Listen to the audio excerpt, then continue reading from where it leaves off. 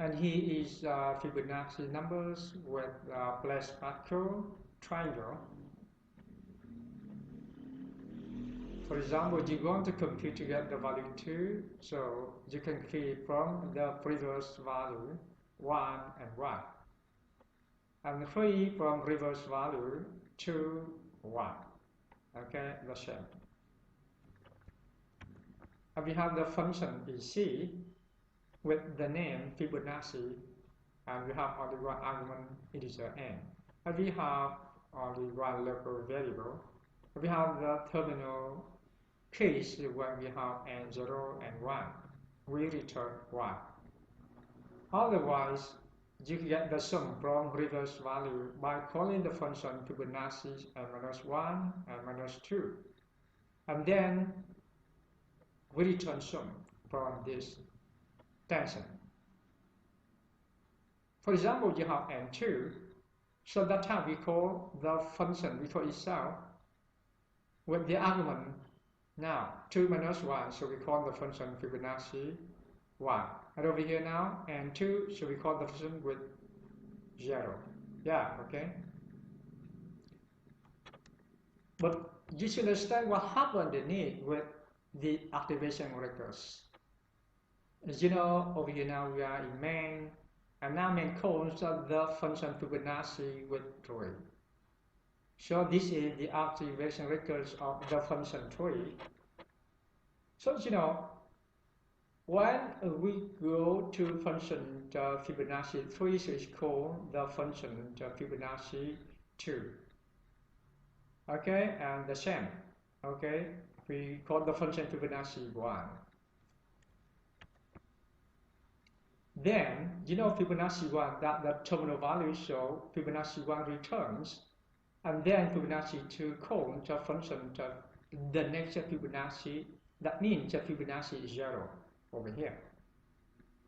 Okay, and then you have two values, so we can return value to Fibonacci 2, so Fibonacci 2 returns. Okay, so Fibonacci 3 calls the function Fibonacci 1. Okay, and then we get the value, so Fibonacci 3 return, and we can get the value in main. So we can try some the function code with this.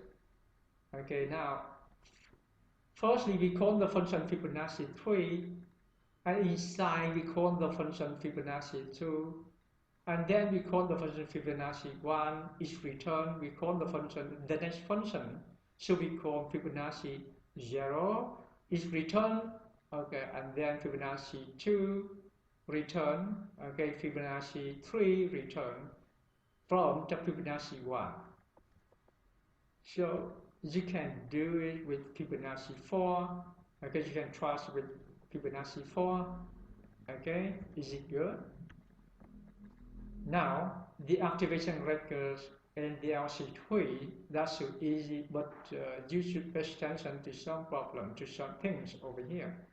You remember the activation records? Or if you have the argument, so we have only 1, and you have 3 locations for storing the first return value, the next one, the address when we go back, and the dynamic link for the start. And we have 2 local variables of the first sum. Okay, local variable sum. Over here now we don't use temp, but the compiler generates a temporary variable to hold the result.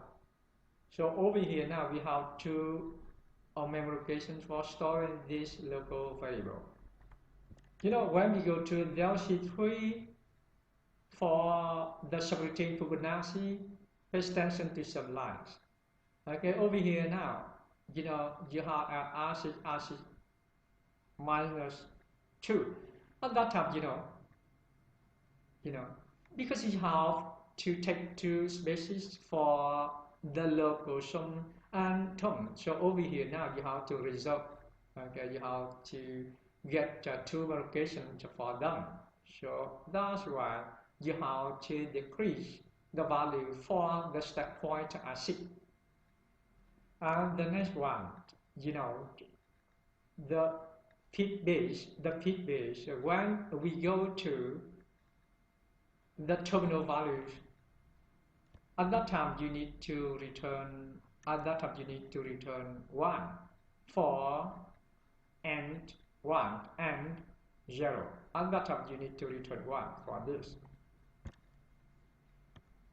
The next one, you know, you call the subroutine Fibonacci, you call itself over here now you put and minus 1, so you call itself,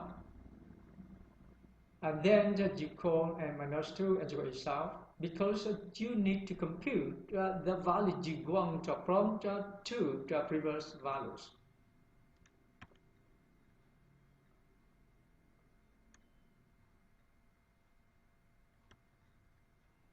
Okay, you should read it at home in the book.